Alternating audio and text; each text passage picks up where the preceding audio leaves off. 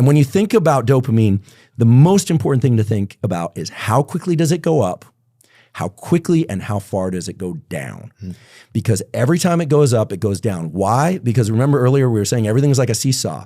If you feel motivated, there is, and this is so important for people to understand, especially people with compulsions, addictions, and this kind of thing, the better it feels, the lower you're going to feel afterwards, and the longer it will take you to get back to baseline. So the drug of all drugs for this, to really nail home dopamine as a concept. Sex. Or what? Food. Well, behaviorally, sex. You're right. Okay. So, and people have behavior addictions, process addictions.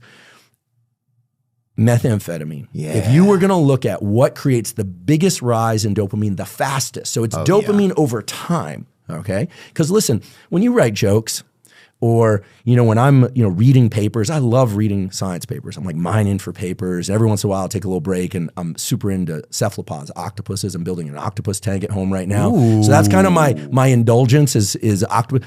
It's a little bit of dopamine. Right. Methamphetamine is a huge rapid increase in dopamine.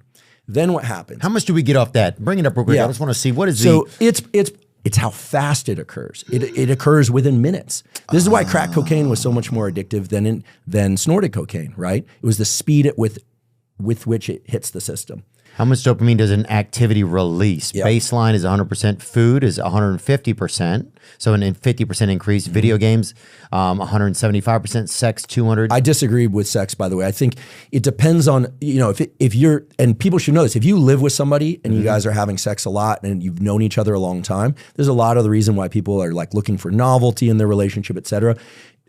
I'm not trying to be salacious here, but new sexual partner is probably about 400, 500%. Yeah. Yeah. And I think most people would not dispute that.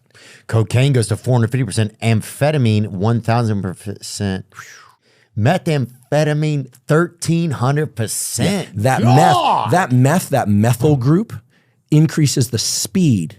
That speed increases dopamine. So it's almost the same. It could potentially almost be kind of the same, but the speed at which it happens is so much greater that it intensifies it so much. That's right. And remember, the brain is thinking in terms of approach, pause, or retract. So when there's a ton of dopamine, listen, anyone on cocaine or methamphetamine, everything's a good idea to them. Oh, yeah, anything. Right. Oh, and then you think about cannabis. Cannabis has its own discussion, its own effects, but very different system, and tends to make people pretty happy with right where they are. The opioids tends to make people overly happy with right where they are. They tend to be amotivated, not motivated.